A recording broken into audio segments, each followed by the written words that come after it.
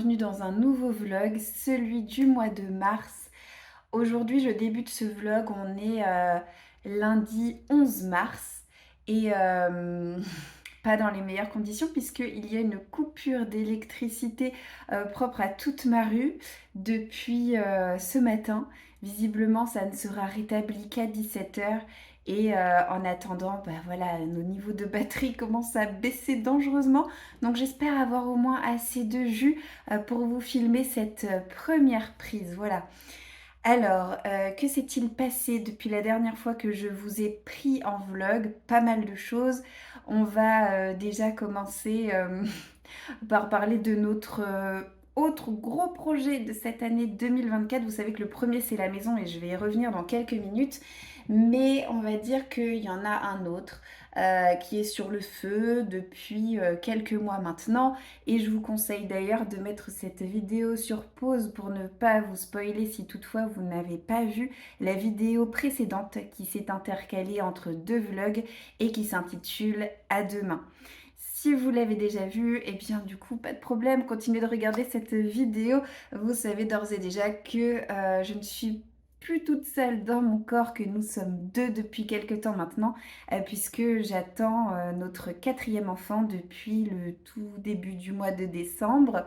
On est ravis, c'était un bébé désiré. Moi j'ai toujours clamé haut et fort que je voulais avoir minimum 3 enfants, maximum 4. J'ai essayé de faire mon deuil de la maternité quand eh bien Félix était tout petit, en me disant voilà, ce que tu es en train de vivre, c'est les dernières fois, profites-en, après c'est fini, on ferme la boutique. Mais plus le temps passait, plus je me disais je me sens pas encore complète dans notre famille, j'ai envie d'une grande et belle tribu et 4, ça me tenterait décidément un peu plus que 3. Et finalement, j'ai obtenu gain de cause. Mon mari a été partant et partant de là, on a mis les essais en route et ça a pris du premier coup. Voilà, c'est absolument incroyable, sachant que j'ai un SOPK, peut-être que j'avais, je sais pas où est-ce que j'en suis actuellement, mais il y a quelques années en arrière, quand j'attendais ma fille Louise, j'avais un SOPK avec des kystes ovariens qui m'empêchaient d'ovuler chaque mois. Et il a fallu des petites piqûres dans les fesses pour eh bien, faciliter les choses. Et c'est comme ça que Louise est arrivée. Et j'ai eu aucun problème avec Marius. Marius qui est arrivé de manière inopinée, mon premier bébé, mon bébé surprise. Et Félix, c'est arrivé très vite, je pense après 3 mois d'essai. Et alors là, il n'y a eu qu'un seul essai. Et l'essai a été concluant. C'est assez dingue quand on y pense. Donc je suis enceinte depuis début décembre. J'ai fait mon test de grossesse le 25 décembre. J'avais de gros doutes déjà.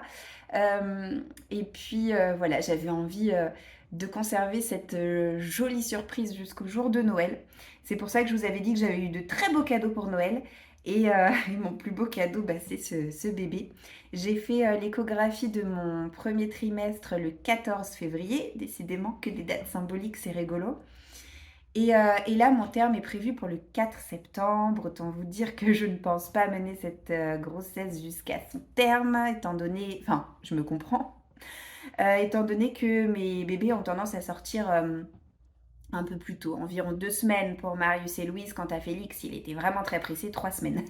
Donc je me dis que voilà, potentiellement entre le 15 et le 31 août, ça devrait être bon. Donc c'est chouette, c'est rigolo à la fois parce que vous savez quoi, Félix, c'est le 15e petit enfant de ma belle-mère. Il y a eu un 16e qui est né au mois de janvier. Et donc là, ce sera le 17e, à mon avis, pas le dernier, enfin le dernier de notre côté, soyez-en sûrs, c'est officiel, on ferme la boutique juste après celui-ci, mais je pense qu'il y en aura encore un dernier du côté du petit frère de mon mari, donc ça fera quand même 18 en tout, c'est assez dingue.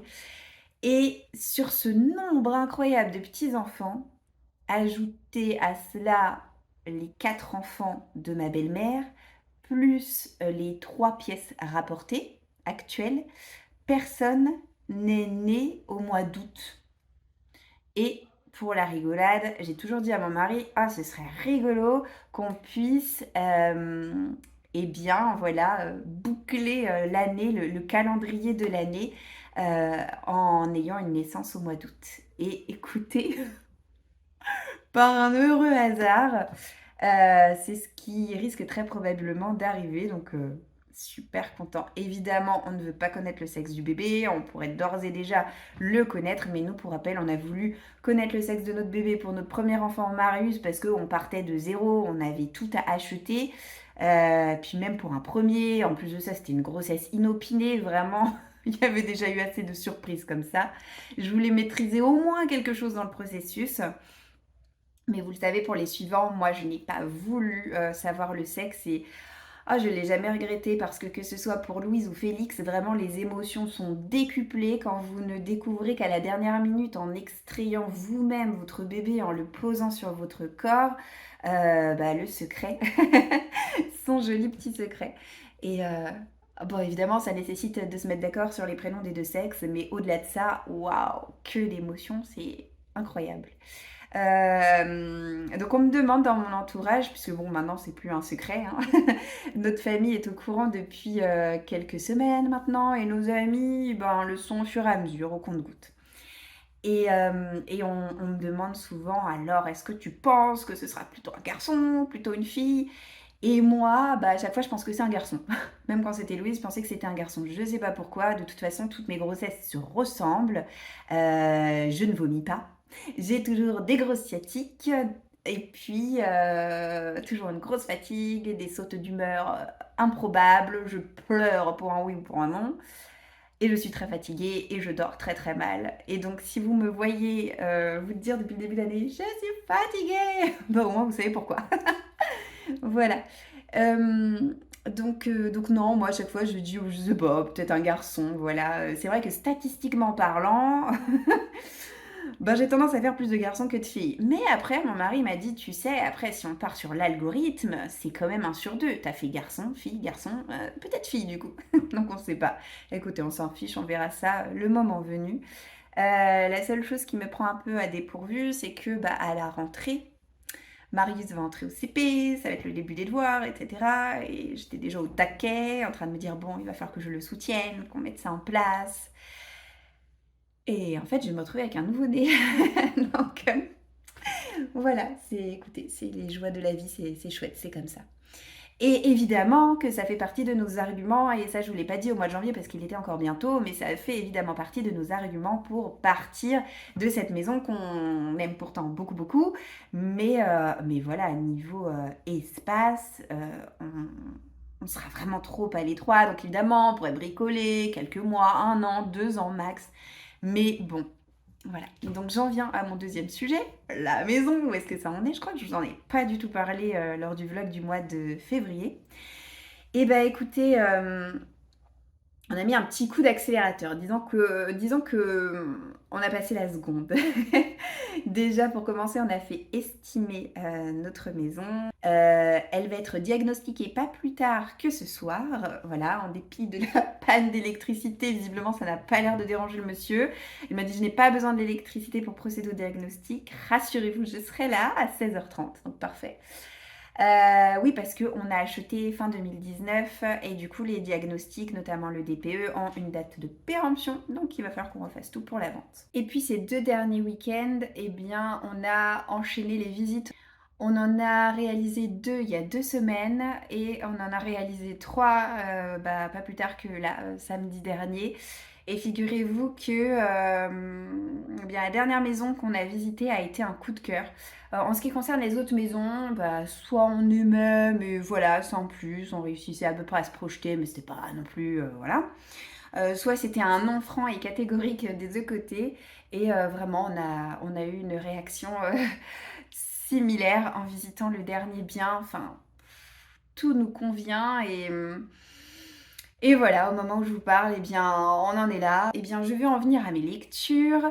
J'ai donc lu 10 livres, comme je vous en parlais la dernière fois, au cours du mois de février. Là, depuis le mois de mars, j'ai lu Warcross de Marie-Lu, qui était pas mal, mais qui m'a pas donné envie spécialement de le conserver. J'ai lu le tome 3 de Meg Corbin, d'Anne Bishop, qui pour le coup est un petit bijou que j'adore. C'était une relecture d'ailleurs. J'ai ensuite lu un Laure Manel, La délicatesse du homard. J'ai bien aimé la chute, mais j'ai trouvé que c'était quand même tellement hautement invraisemblable et tellement trop, que voilà, je n'ai pas envie de conserver non plus ce livre dans ma bibliothèque. Donc finalement, j'en suis au 4e livre et non pas au 3e livre. Donc c'est ma 4e lecture du mois de mars et j'ai décidé de poursuivre la saga des 7 sœurs de Lucinda Riley, qui est une série que je chéris, que j'adore, que je me languis de pouvoir voir un jour adaptée en série parce qu'elle s'y prêterait à merveille et visiblement il y a un projet qui tourne depuis pas mal de temps, mais projet qui n'a pas encore été concrétisé, je crois. Donc en tout cas là c'est le 4e tome, La sœur à la perle. On n'est pas avec la sœur que je préfère. Elle était plutôt antipathique dans la description qui était faite d'elle dans le 3e tome, mais là je la découvre sous un nouveau jour. Je ne suis pas encore très avancée parce que ce sont des grosses briques qui font quasiment 700 pages et j'en ai lu jusqu'à présent 150, mais ça se lit quand même relativement vite parce que je trouve que c'est écrit assez gros et je me régale. Le moindre temps mort actuel est consacré à mon avancée dans cette lecture. Voilà, donc je vous en reparlerai bientôt, je l'espère. Mais voilà pour mes lectures et je suis toujours aussi en train de relire, de relire Harry Potter, le tome 5. Mais en fait, je vous dis relire, oui, parce que je connais le tome 5, mais c'est quand même une découverte puisque je le lis sous forme illustrée par Jim Kay. Voilà. Et je suis rendue au moment où Harry et le père de Ron doivent aller au ministère de la magie pour assister à l'audience de Harry qui a fait un usage abusif de sa baguette dans le monde des Moldus. Donc autant vous dire, je suis encore au tout début, mais je suis vraiment pas régulière. J'arrive pas à me tenir à un chapitre par jour. Avant de vous laisser, j'aimerais vous montrer une superbe réception que j'ai reçue de la part de Marie qui de temps à autre me fait des cadeaux de folie. Et là, franchement, très honnêtement, elle a craqué son slip. Elle m'a offert comme ça, spontanément. Il n'y avait même pas de raison particulière à ça. Un colis qui contenait 2 livres. Elle m'a, dans un premier temps, offert le tome 3 de La Villa aux étoffes d'Anne Jacobs, que je m'apprêtais en plus à m'acheter, si ce n'est au mois de mars, peut-être que je l'aurais pris au mois d'avril, mais vraiment, étant donné que j'ai eu un coup de cœur pour le tome 2 en février et que je n'avais pas les autres tomes d'avance, je m'étais dit je m'achèterais tantôt la suite. Donc la suite, elle me l'a offert. Oh là là, un grand merci à toi Marie. Et puis ensuite, elle m'a offert cette sublime version en hardback de L'Empire des damnés de J. Christophe. J. Christophe, que personnellement j'ai connu grâce à sa fantastique trilogie Nevernight, qui m'a réservé bien des sueurs froides et des ascenseurs émotionnels dans tous les sens, que j'ai vraiment adoré. Et voilà, donc là, elle m'a offert le tome 2 dans cette magnifique version. Il faut que j'enlève le blister. Mais waouh, quel objet livre incroyable. Vraiment, la couverture est assez intimidante. Mais vraiment, elle en jette. J'étais extrêmement gênée quand j'ai ouvert ce colis. Voilà, c'est dingue, non? C'est dingue. Je trouve que c'est super dingue. Alors, je compte lire ce livre d'ici la fin de l'année. En revanche, celui-ci, ce ne sera pas pour cette année. Parce que je me dis, chez Christophe, je sais ce qui se passe quand je rentre dans ces univers, c'est que j'ai pas envie d'en sortir trop rapidement. Donc, je sais que quand j'aurai lu le premier tome, j'aurai très envie de lire le deuxième rapidement et ensuite le troisième rapidement. Mais celui-ci est sorti il n'y a pas longtemps, donc le troisième n'existe pas encore, même pas en anglais. Donc, je préfère patienter finalement, histoire que la série soit vraiment au complet. Et là, je pourrais me dire, allez, vas-y ma cocotte, lance-toi, c'est bon.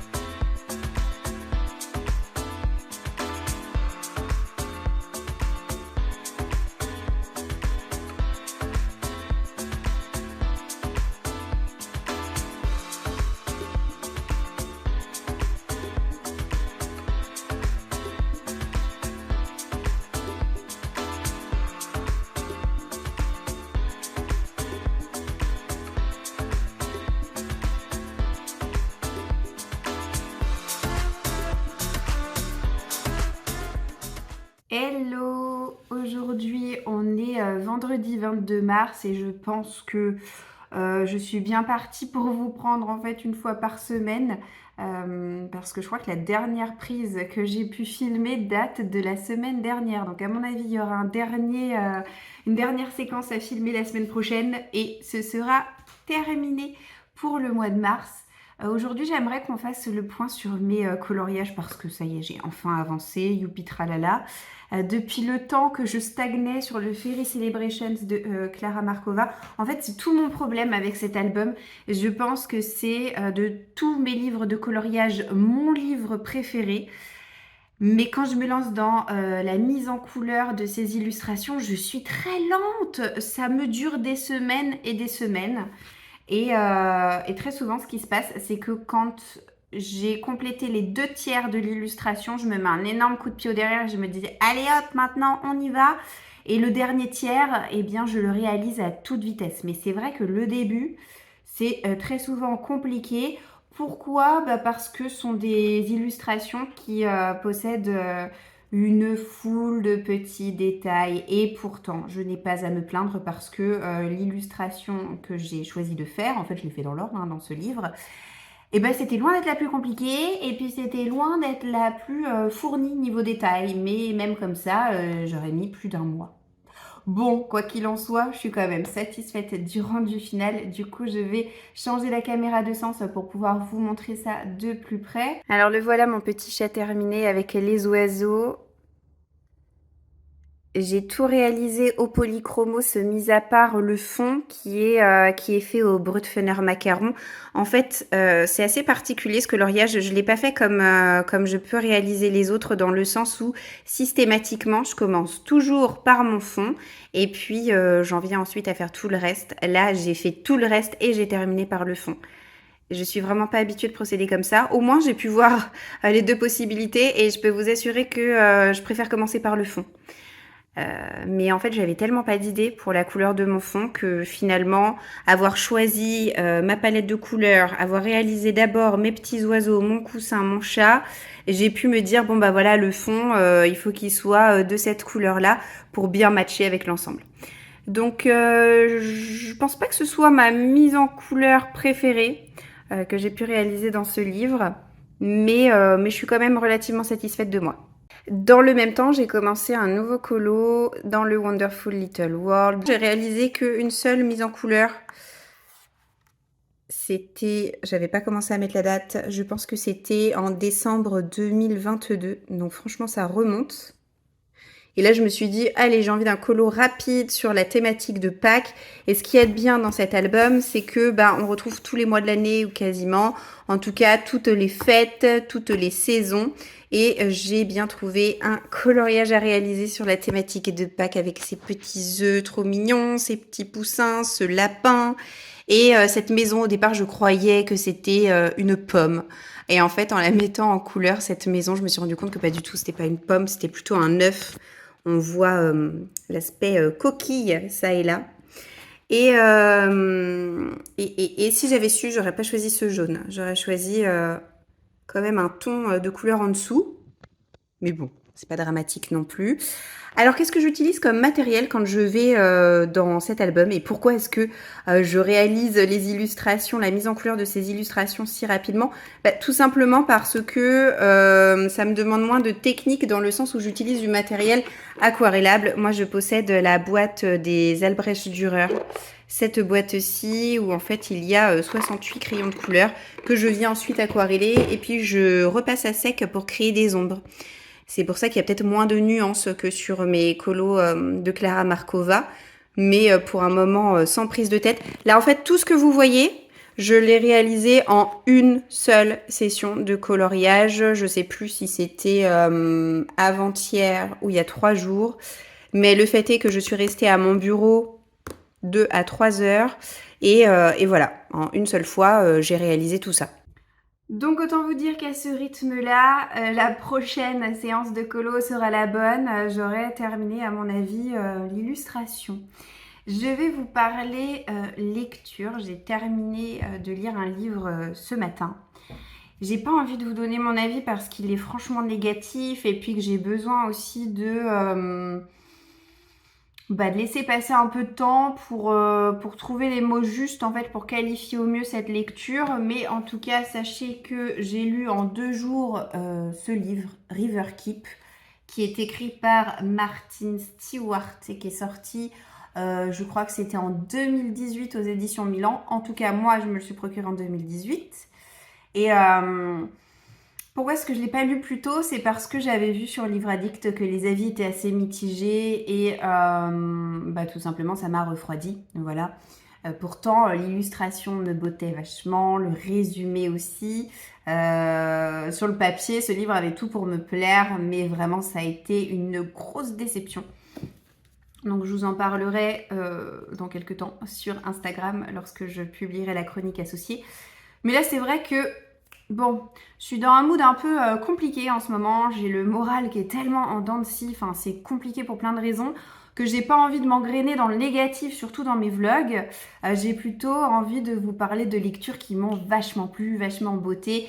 Et c'est pour ça que je préfère aujourd'hui vous parler de la lecture que j'ai effectuée juste avant River Keep et qui pour le coup se retrouve affublée d'une note très haute puisque j'ai mis à ce livre la note de 4,5 sur 5. Il s'agit du tome, c'est le tome 4, me semble-t-il, voilà, c'est ça, de la saga Les 7 sœurs de Lucinda Riley. Est-il seulement utile de vous présenter cette saga? Je ne suis pas sûre, elle est tellement connue, tellement reconnue. Je suis pressée qu'une adaptation en série puisse voir le jour. Il en est question depuis pas mal de temps, mais on n'a toujours rien. Donc est-ce que ça finira par sortir? Je l'espère. Parce que vraiment, c'est une saga qui s'y prête à merveille. Voilà. Et donc, c'est rigolo parce que, en fait, il y a une espèce. Je vous parlais d'algorithme, mais pour tout à fait autre chose. Dans la première séquence de ce vlog, là aussi, on y revient, dans le sens où j'ai un coup de cœur pour les tomes de cette saga, un tome sur 2. J'ai eu des coups de cœur pour les tomes 1 et 3 et pas pour les tomes 2 et 4. Même si à chaque fois, ça a été quand même des super lectures et peut-être que je pinaille, je ne sais pas. Mais le fait est que voilà, pas de coup de cœur pour le tome 4, mais en revanche, qu'est-ce que c'était chouette. Pour vous resituer un petit peu les choses, dans cette saga, on a un milliardaire qui a adopté des bébés aux 4 coins du monde, que des filles. Alors ça peut sembler un peu bizarre comme ça, surtout que c'est un homme d'un âge assez avancé. Mais le fait est que voilà, il a adopté 6 filles, bien que cette saga s'appelle Les 7 sœurs, donc on n'a pas encore l'explication, à mon avis ça ne serait tardé vu qu'on est déjà au tome 4.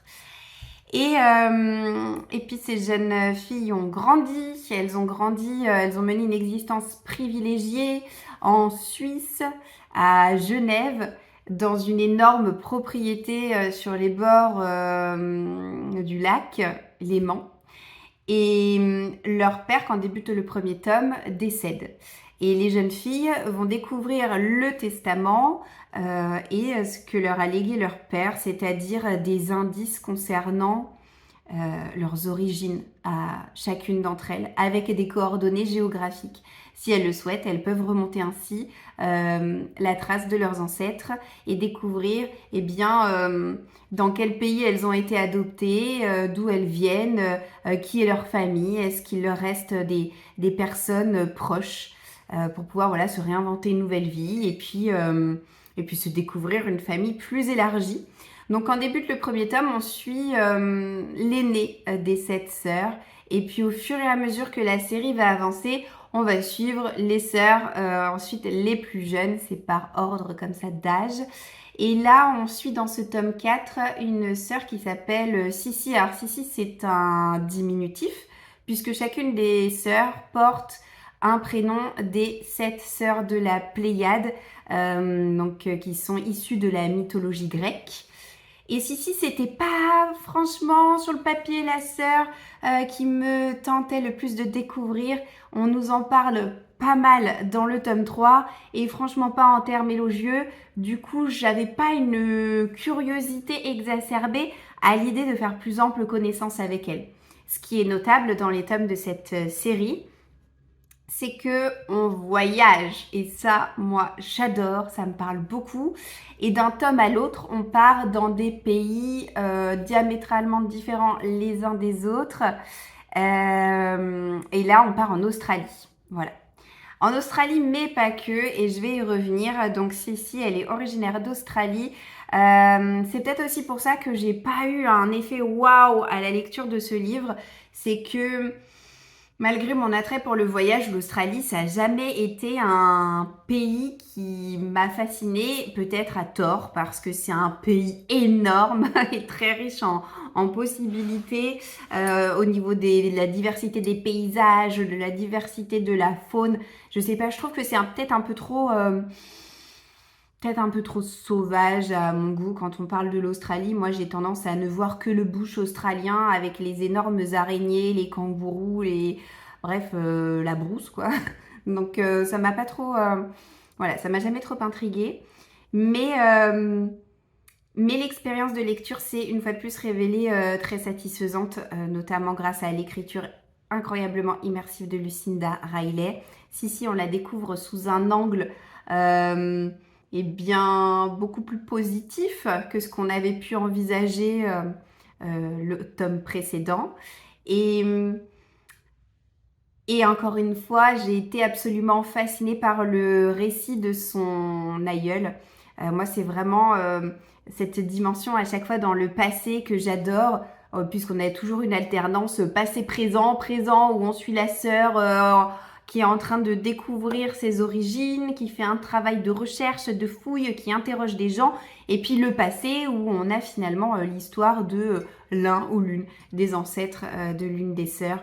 Et donc là, son ancêtre, c'est Kitty McBride, qui n'est pas australienne, qui est écossaise, fille de pasteur, et qui va se retrouver embarquée dans un concours de circonstances un petit peu, voilà, saugrenu, complètement à l'autre bout de la terre pour entamer une nouvelle vie.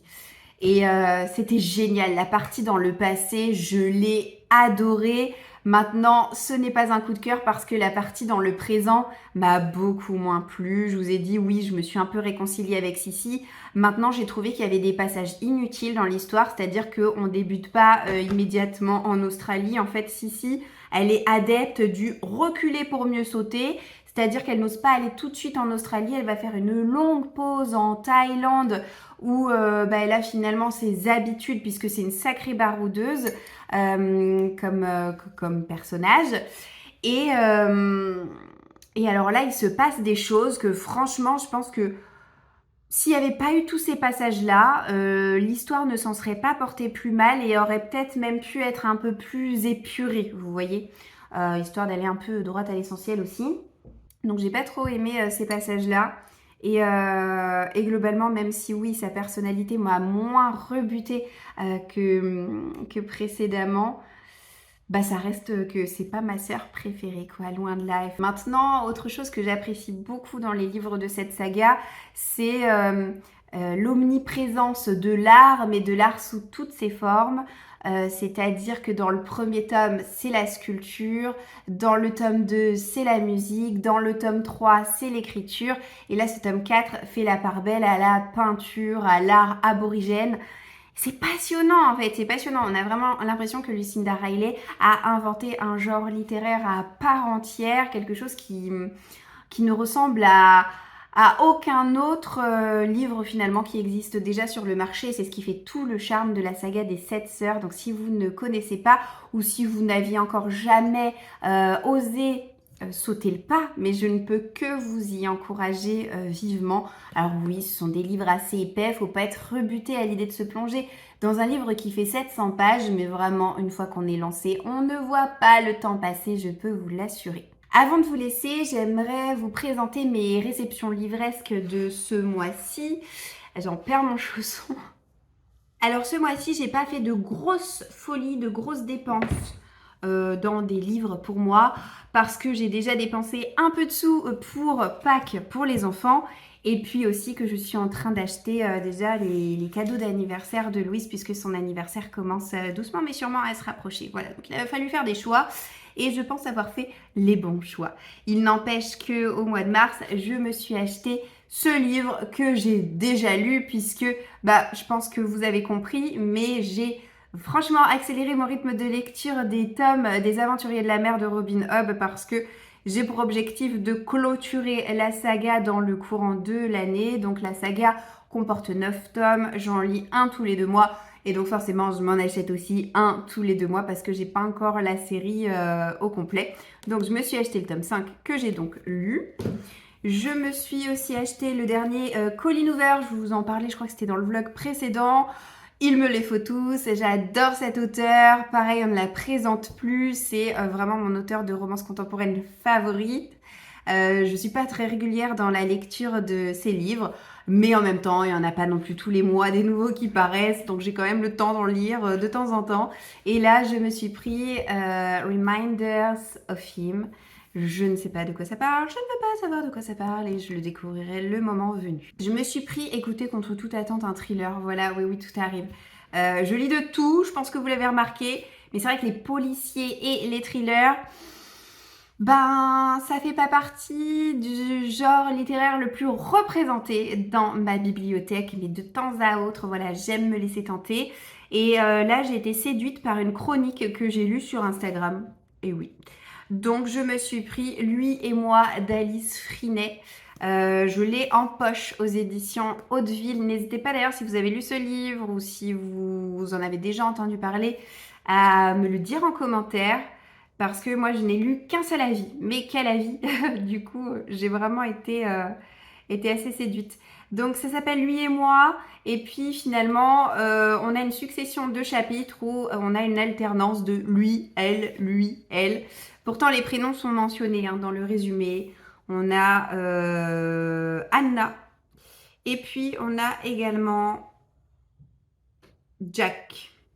Jack qui est l'inspecteur qui est en charge de l'affaire. Et de quelle affaire on parle? Eh bien, c'est un assassinat d'une femme. Et Anna, elle, est visiblement journaliste, je crois, et elle va être dépêchée sur place pour pouvoir couvrir l'affaire. Voilà. Alors lui, je ne sais pas si c'est Jack ou si c'est le serial killer. Je le découvrirai en lisant l'histoire. Mais voilà, je me suis dit, allez, il est pas si long que ça. Il fait au moins de 400 pages. Ça me changera. Alors par contre, je sais que c'est typiquement le genre de livre où il faut que je lise très vite parce que sinon il va rester une éternité dans ma pile à lire puisque vous l'aurez compris, c'est pas forcément le genre de livre dont je peux raffoler comme ça quotidien. Donc comme on part en vacances le mois prochain, je me suis dit que j'emmènerais certainement avec moi. Et enfin, le dernier roman que je me suis acheté... Ah non, c'est pas le dernier roman, j'en ai reçu un autre là.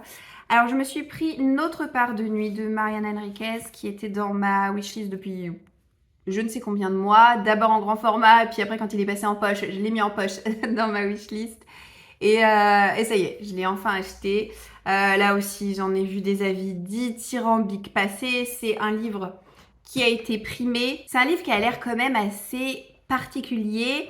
Il se déroule en Argentine. On va découvrir un père et son fils et Gaspard qui sont sur la route, on ne sait pas trop où est-ce qu'ils vont, on ne sait pas s'ils essaient d'échapper à quelque chose.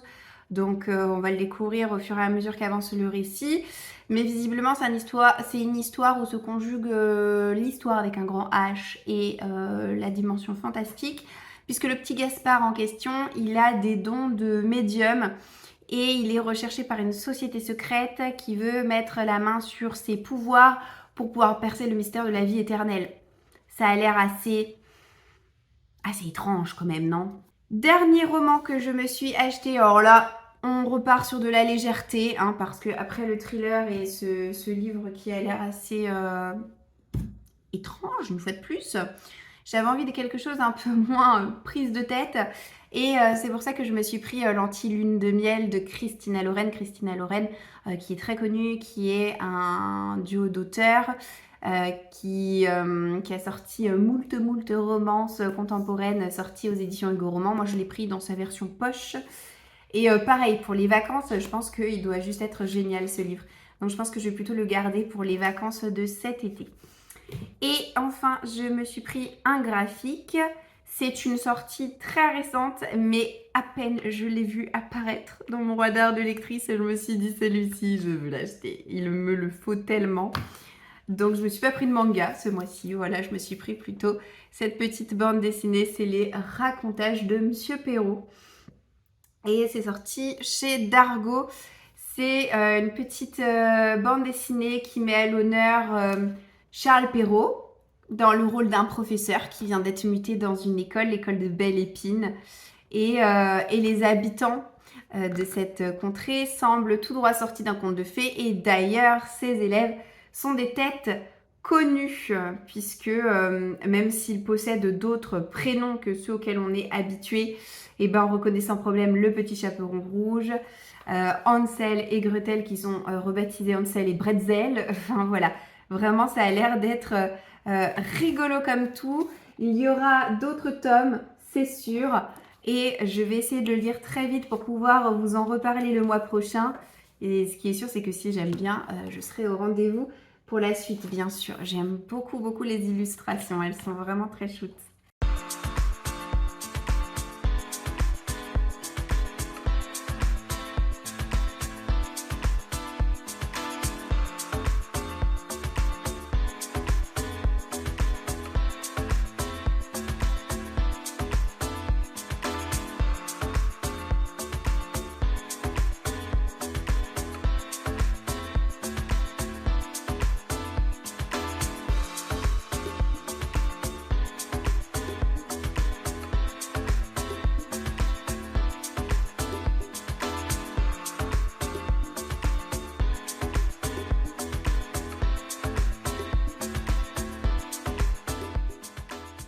Hello, aujourd'hui on est vendredi 28 mars.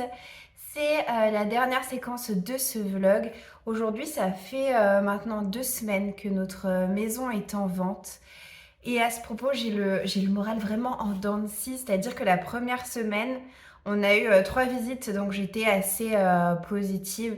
D'autant que même si on n'a eu aucune réelle accroche, les retours étaient quand même globalement hyper satisfaisants dans le sens où on est dans un quartier hyper agréable et hyper recherché dans notre ville. Donc niveau environnement top, la cuisine elle est très récente puisqu'elle date de 2020. Et elle est grande, la pièce à vivre, elle est chouette. Dans notre maison, on a énormément d'espace de stockage à tous les niveaux de la maison, que ce soit au rez-de-chaussée comme au premier ou au deuxième. Vraiment, voilà, plein d'éloges, mais à chaque fois, le même son de cloche, on le connaît par cœur et on savait déjà à quoi s'attendre avant même d'avoir mis en vente la maison. C'est ce qui nous avait freiné à l'achat à l'époque. C'est que les chambres sont minuscules. Elles ont été remétrées pour la mise en vente. Et pour tout vous dire, loi Carrez, les chambres des enfants font respectivement 6 et 5 mètres carrés. Donc en fait, même officiellement, c'est presque pas considéré comme des chambres, puisque je crois qu'il faut un minimum de 9 mètres carrés pour que ce soit considéré comme une chambre. Mais on peut pas vendre la maison comme possédant une seule chambre et 3 bureaux, puisqu'en plus des chambres des enfants, on a une pièce bureau. Donc vous voyez, c'est compliqué. C'est compliqué parce que le marché n'est pas simple en ce moment, les taux sont très hauts, les gens ont du mal à acheter et quand ils achètent, ils se projettent sur du long terme. Et c'est vrai que quand on se projette sur du long terme et qu'on a des enfants, on imagine les enfants grandir. Et c'est vrai que grandir dans des chambres si petites, c'est compliqué. Et pourtant, quand on a mis en vente la maison, on a tout fait pour aérer au maximum les pièces, c'est-à-dire pas de meubles superflus, pas de jouets qui traînent par terre. Mais même comme ça, on le sait, ça coince. Et c'est ce qui risque de faire que la maison va être longue à être vendue. Bon, ça ne fait que 2 semaines. J'essaie de relativiser comme ça. En plus, là, ça va être Pâques ce week-end. Donc j'imagine que les gens ont autre chose à penser que de visiter des maisons. Mais ça me stresse. Ça me stresse énormément parce que parce que vous savez qu'on attend un bébé et du coup, je trouve ça très angoissant en fait de pas réussir à me projeter au mois d'août et au mois de septembre, là où aura lieu la naissance, et de me dire mais alors à ce moment-là, où est-ce que je serai? Est-ce que je serai encore ici? dans une situation inconfortable où il faut se mettre, où il faut se rendre en fait disponible pour les visites avec une maison clean, alors que voilà, bah, j'aurai un nouveau-né, ma maison sera en bazar, notre chambre sera encombrée d'un couffin, j'aurai les seins à l'air tout le temps, je ferai pas le ménage, il y aura les jouets des enfants qui traînent dans tous les sens. Bref, moi, dans mon monde idéal, j'aurais voulu partir avant la naissance. Mais plus le temps passe, et même si encore une fois il ne s'est passé que 2 semaines, plus le temps passe et plus je me dis, sois réaliste, très probablement tu seras encore ici au moment de la naissance. Et ça m'angoisse profondément. Ça m'angoisse. Et même si on bouge avant, le fait de ne pas savoir où, parce que malheureusement, la maison pour laquelle on a eu un coup de cœur, il y a de grosses probabilités qu'elle nous passe sous le nez le temps que nous, on ait vendu notre maison, puisque je ne sais plus si je l'ai dit, mais on ne pourra pas faire un prêt relais pour la simple raison que je ne travaille pas. Je suis en congé parental et donc mes revenus sont proches du zéro absolu. La CAF n'est évidemment pas prise en compte. Et bah voilà, comme je travaille pas, donc pas possible d'avoir un prêt relais. En soi, c'est pas grave parce que notre courtière nous a briefé, on a un autre moyen d'acheter et un moyen qui nous permettra de conserver notre taux actuel de 1,29 qui n'existe absolument plus. Donc ça, c'est génial. Mais par contre, eh bien, il faut qu'on ait vendu la maison pour acheter autre chose et là, c'est une autre paire de manches. Donc c'est aussi pour ça que je dors pas bien depuis longtemps maintenant. Et en plus, depuis que la maison est mise en vente, j'ai des frénésies de ménage. C'est-à-dire que j'en rêve la nuit. La nuit, je me vois en train d'astiquer ma maison. C'est-à-dire que à chaque fois, je me dis à tout instant, l'agence peut m'appeler. Dans 2 heures, il y a un client qui sera intéressé pour visiter. Est-ce que c'est possible? Je veux que ma maison soit clean tout le temps. Et du coup, j'y passe un temps fou. Et j'y pense nuit et jour. Voilà, vous pouvez maintenant me prendre pour une psychopathe et vous aurez absolument raison en fait. Bon, allez, je ferme la parenthèse préoccupation du moment. Et je vais en venir à ce que je réserve aux loulous pour le week-end de Pâques, justement, qui se profile. Alors la météo n'est pas franchement clémente, hein. Ils annoncent de la pluie ce week-end, donc on essaiera de passer entre les gouttes. Ce qu'il faut savoir, c'est que cette année, j'ai racheté des tote bags aux 2 grands. Je vous avais montré que j'avais acheté il y a quelques années maintenant des tote bags lapin avec lance, où en fait ce sont les oreilles du lapin qui sont à nouer pour pouvoir attacher à l'épaule de l'enfant le sac. Mais le problème de ces tote bags, même s'ils sont mignons comme tout, c'est qu'ils sont maintenant trop petits pour mes grands. Voilà. Donc j'ai acheté des tote bags qui ont une taille classique sur le même site internet qui est Aki-S. Donc un site qui fait des étiquettes personnalisées et puis aussi du textile et des cadeaux de fin d'année pour les maîtresses, ATSEM, etc. Je les découvre en même temps que vous. Je les ai reçus il y a quelques jours, mais je voulais attendre de vous reprendre dans le vlog pour pouvoir les déballer avec vous. Alors, je tombe en premier sur le sac de Louise. Donc Lance, elle est toute petite, mais finalement, ils peuvent prendre leur sac par la main et ça y va très bien comme ça. Joyeuse Pâques avec un petit lapin tout mignon pour Louisette. La même chose pour Marius, mais avec une petite cocotte. Voilà. C'est parfait. Ils sont beaucoup trop mignons ces sacs. Donc je les offrirai aux enfants le jour où on fera le premier ramassage dans le jardin, sachant que cette année, on fait la tournée des popotes. Il va y avoir notre jardin, chez mes grands-parents et chez mes parents. Donc, 3 fois plus de plaisir. Autrement, je vous avais déjà parlé d'un site internet que j'apprécie beaucoup en ce qui concerne l'animation des enfants. C'est une passionnée qui crée beaucoup d'énigmes et d'escape games pour les enfants de tout âge. Mais vu que ses propres enfants grandissent, je crois même que sa plus grande a quitté la maison. Elle s'oriente désormais beaucoup au niveau des adolescents et vraiment des grands enfants. Mais il n'empêche qu'il y a plein de ressources super chouettes et il y en a pas mal de gratuites sur son site internet. Donc si ça vous intéresse, je vous encourage à aller découvrir Tidudi. Elle est présente aussi sur Instagram. Moi, je la suis, je suis abonnée à sa newsletter. Donc à l'occasion de la semaine de Pâques, elle proposait bon nombre d'activités gratuites à télécharger et à imprimer à la maison. C'est ce que j'ai fait. Donc c'est comme ça que je me suis retrouvée ce matin à plier, vous savez, ces petites salières que j'adorais personnellement confectionner lorsque j'étais plus petite, avec des défis, des gages derrière chaque image. Donc voilà, je vais donner ça aux enfants, on va pouvoir s'amuser pendant quelques minutes ce week-end. J'ai aussi pu imprimer sa chasse au trésor de Pâques. Donc là, en fait, il faut couper en deux parce que ce soit d'un côté ou de l'autre, c'est la même chose. Mais il y en aura un pour Louise, un pour Marius. J'aimerais les plastifier. Elle avait fait l'équivalent pour le 1er avril. Et comme le 1er avril tombe cette année le week-end de Pâques, eh bien, je vais ressortir l'activité de l'année dernière. Où en fait, c'est un peu la même chose. C'est-à-dire que pour le 1er avril, vous avez des poissons que j'avais plastifiés à cacher un peu partout dans la maison. Et au fur et à mesure que vous les retrouvez, eh ben, vous les cocher et le but évidemment c'est de compléter sa grille le plus rapidement possible. Donc là c'est pas des poissons qui sont à cacher, ce sont des petites images sur le thème de Pâques. Mon seul reproche c'est que au niveau de mes cartouches d'encre je suis au taquet sur mon imprimante. Il n'empêche que ça ressort extrêmement pâle, donc ça va que normalement Louise n'a pas de problème de vue et que Marius a ses lunettes. Mais je trouve que c'est quand même très très clair. Je trouve que ça manque de contraste. Mais bon, en tout cas, à chaque fois qu'ils tomberont sur l'une de ces images, il va falloir qu'ils retrouvent l'image correspondante sur la petite grille. Et pareil, qu'ils la bifent. Donc je vais m'amuser à plastifier ça cet après-midi. Je n'ai pas téléchargé la petite ressource d'hier parce que là, ça s'adressait à des enfants plus grands.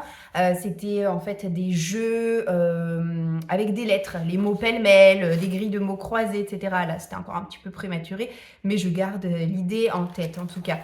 Donc voilà, ça permet d'augmenter un petit peu l'expérience et à chaque fois qu'ils réussiront comme ça une petite activité, ils auront eh bien une petite chose à la clé. Je vous montre ce que j'ai pu trouver dans les magasins ces dernières semaines. Il y en a pour tous. Je leur ai pris des cahiers de gommettes. J'ai jeté mon dévolu sur mes petits autocollants Usborne pour Louise avec eh bien 190 gommettes à positionner dans des décors de Pâques. Et puis pour Marius, je lui ai pris pour les un petit peu plus grands, j'apprends avec mes autocollants Pâques dans la collection Médoc à coller chez Milan. J'ai aussi prévu toujours pour les grands de leur offrir Ours Brun trouve des œufs, c'est sorti aux éditions Larousse, c'est issu d'une collection Ours Brun que j'aime beaucoup parce qu'on possède déjà à la maison Ours Brun, Fête Noël ou quelque chose comme ça. Une histoire que j'adore et j'aime encore plus, ce sont les illustrations de Jane Chapman qui a vraiment énormément de talent. Je vous montre une double planche. Alors on les a pas tous et on les aura pas tous parce que toutes les thématiques ne m'intéressent pas forcément. Mais je me suis dit que les enfants prendraient grand plaisir à retrouver cet ours à l'occasion d'une histoire dans la thématique de Pâques. Toujours pour les grands, je termine avec cet ouvrage. On a pris un Cherche et trouve de Pâques. Je pensais pas que c'était si grand quand je l'ai vu parce que je l'avais repéré sur internet celui-ci. Mais c'est le Cherche et trouve d'Augustin. C'est rigolo parce que c'est le prénom d'un de leurs cousins, Augustin. Et on a de grands décors comme ça, fourmillant de détails, avec évidemment plein d'objets à trouver. Donc il y a 7 planches différentes, je crois. Et Félix, mon petit Félix, il ne sera pas en reste, petit chat. Je lui ai pris un livre que j'ai découvert par hasard en allant récupérer un cadeau d'anniversaire pour Louisette que j'avais fait livrer chez ID Kids. Et évidemment, il y avait tout ce qu'il fallait dans la thématique de Pâques et qui était installé dans le magasin. J'ai pas pu m'empêcher de lorgner sur cet ouvrage qui a vraiment su attirer mon œil grâce à ses couleurs assez chatoyantes. C'est 5 petits œufs pour Pâques. Donc je ne sais pas ce que vaut l'histoire, très honnêtement, mais moi je me suis dit que ça pourrait être sympa pour Félix de pouvoir toucher ces œufs qui sont clairement en relief. Un petit point lecture maintenant. Je ne sais plus où est-ce que je vous avais laissé. Ah oui, je vous parlais des 7 sœurs. Je vous ai dit que j'avais lu juste après Riverkeep. J'ai encore lu d'autres livres entre-temps. J'ai eu un coup de cœur pour le tome 5 des détectives du Yorkshire. Qu'est-ce que j'ai lu juste après ? Ah oui, j'ai lu un poche, j'ai lu, Une famille américaine. J'ai trouvé cet ouvrage très intéressant parce qu'il aborde la thématique de l'erreur judiciaire, au sein d'une famille, afro-américaine dont le quotidien va être totalement bouleversé le jour où le mari va être, accusé, injustement de viol. Il va être condamné à 20 ans de prison. Il ne va pas faire ses 20 ans de prison. Au bout de 5 ans, il va avoir droit de sortir puisque son innocence va finalement être reconnue. Mais sans aucun dédommagement. Et en plus de ça, sa vie personnelle, elle, entre-temps, elle a complètement volé en éclats. Donc c'est un livre que j'ai trouvé très intéressant, que j'aurais pas forcément envie de relire avec le temps. C'est pour ça que ce livre est d'ores et déjà en vente sur mon Vinted.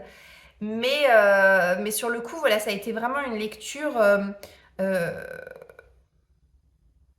intéressante et un peu bouleversante également parce que c'est un livre qui crie à l'injustice finalement et on ne peut que être révolté par ce qu'on peut lire. Voilà. Et là actuellement, c'est bien parti pour être un coup de cœur. Il me reste environ 60 pages à lire, je dirais. Je suis en train de lire Désenchantée de Marie Vareille. Je n'ai pas adoré chacun de ces livres, ou en réalité je n'en ai lu que deux. J'ai adoré l'histoire sur les chaussettes orphelines, qui m'avait valu à l'époque un coup de cœur. En revanche, je n'ai pas aimé le livre Ainsi gèlent les bulles de savon, qui pourtant a eu un succès mais incroyable. J'adore ma lecture. C'est mon 10e livre du mois. Franchement, depuis le début de l'année, je ne sais pas ce qui se passe. Enfin, si, je sais ce qui se passe. C'est qu'il se passe beaucoup trop de choses dans ma tête et du coup, je me réfugie à fond les ballons dans la lecture comme sas de décompression dès que j'ai 5 minutes et que je suis pas là à sticker ma maison, bah je lis en fait. Donc j'ai besoin. Je vois bien l'année dernière, je lisais entre 7 et 8 livres par mois et là c'est entre 9 et 10. Donc c'est que vraiment, il y a quelque chose. Donc écoutez, moi ça me va, j'adore lire, je me force aucunement. Donc non, mais Désenchanté, franchement, c'est assez chouette. Là aussi, c'est pas banal comme histoire puisque ça commence comme un fait divers un peu sordide. On nous parle de Sarah Leroy qui a été tuée, très probablement, bien qu'on n'ait jamais retrouvé son corps. Son meurtrier croupit en prison depuis près de 20 ans. Et on va voir notre personnage principal qui s'appelle Fanny, qui est journaliste, qui va, à l'occasion alors pas de la réouverture de l'enquête, mais on va dire qu'elle travaille dans un magazine. Sa boss lui propose une promotion et pour ça, il faut qu'elle retourne chez elle et qu'elle ponde de nouveaux articles, qu'elle fouille un peu dans le passé pour essayer de révéler des choses sur l'affaire Sarah Leroy puisque on en est quasiment aux 20 ans, donc date anniversaire. Le magazine a envie de marquer les esprits en réouvrant un petit peu l'affaire. Et Fanny est embêtée parce que même si elle n'est pas mêlée de près à l'histoire, elle est quand même mêlée de loin et une personne de sa famille est notamment impliquée dans tout ça. Donc elle va partir là-bas avec sa belle-fille et au fur et à mesure, elle qui était frileuse et qui voulait rien révéler de trop important, on va dire, elle ne voulait pas remuer un petit peu ce nid de vipère, bah, elle va se retrouver prise au jeu. Donc j'adore. Franchement, c'est chouette parce qu'avec Marie Vareille, on part dans des livres qui ont beaucoup de suspense. Elle adore nous mener sur de fausses pistes. Et j'attends le twist. J'attends le twist. Il ne devrait pas tarder à arriver.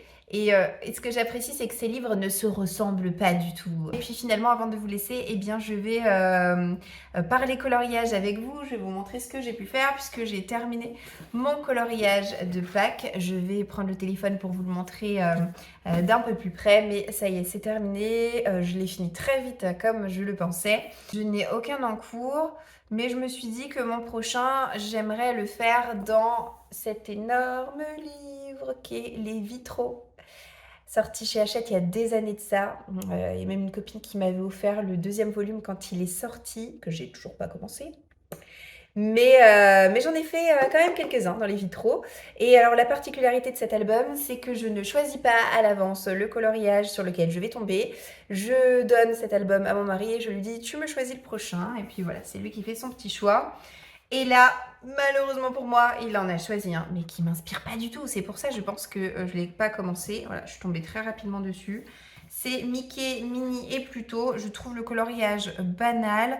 Alors au moins, l'avantage, c'est qu'il sera rapide à faire. Je vous le montre. Oula, j'ai des feuilles volantes qui se font la malle. Voilà, c'est celui-ci. Oh, mais je vois pas ce que je peux faire en fait pour l'embellir. Je sais pas. C'est ce cœur là en fait. J'aime pas du tout le cœur, je trouve que ça fait cucul la praline. Quand on me demande de représenter Minnie, je la vois très facilement en rouge. Mais alors rouge avec un cœur rouge, non. Rouge et rose, je fais partie de ces personnes qui trouvent que le rouge et le rose ça va pas forcément bien ensemble.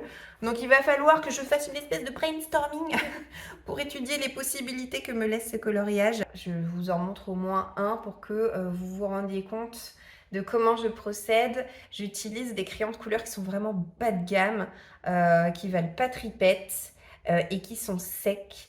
Et en fait, je viens à chaque fois choisir 3 couleurs de la même teinte et j'alterne en fait les 3 couleurs dans pas dans les cases, mais dans les zones. Là, par exemple, le bleu, il y a 3 sortes de bleu. Le rouge, il y a 3 sortes de rouge. Bref, vous aurez compris, voilà. Et puis j'aime bien aussi faire le fond, ne pas laisser tout blanc quand c'est blanc.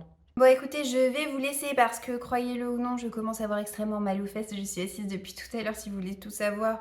Dans les marches de mon escalier du bas, j'essaie de m'éloigner au maximum de Félix qui a des phases de sommeil vraiment compliquées en ce moment. Mais ce n'est pas tout à fait la fin du vlog pour autant parce que je vous invite à rester jusqu'au bout. Il y aura encore quelques clips sur le week-end qui n'est pas encore passé au moment où je vous en parle, mais qui sera terminé au moment où je ferai le montage de ce vlog. Comme ça, vous pourrez voir un petit peu les enfants qui sont en train de chercher les œufs tout à l'heure à faire. Je pense que ce sera très mignon à regarder. Et puis moi, j'adore filmer ces petits moments de vie parce que ça me fait bien entendu des souvenirs. Voilà. Alors, je suis pas là en train de regarder mes propres vlogs chaque jour que Dieu fait, pas du tout. Mais de temps à autre, ça m'arrive d'en remettre, notamment les vlogs où on part en vacances, ce genre de choses, pour regarder les enfants comme ils étaient lorsqu'ils étaient plus petits. Quoi qu'il en soit, bah écoutez, j'espère que vous avez passé un bon moment en ma compagnie. J'espère que j'aurai bien pu vous occuper pendant vos moments cuisine, pliage de linge, ménage, etc. Je sais que vous êtes pas mal à consommer les vidéos de la manière dont moi-même je les consomme, c'est-à-dire en fond sonore pendant que vous vous occupez eh bien de vos propres petites affaires, et ô combien vous avez raison. N'hésitez pas en tout cas de laisser un pouce vers le haut et puis un petit commentaire histoire de faire vivre cette chaîne et de continuer à m'encourager à sortir la caméra de manière aussi régulière. Je vous souhaite de passer une très belle journée et je vous dis d'ores et déjà à tous.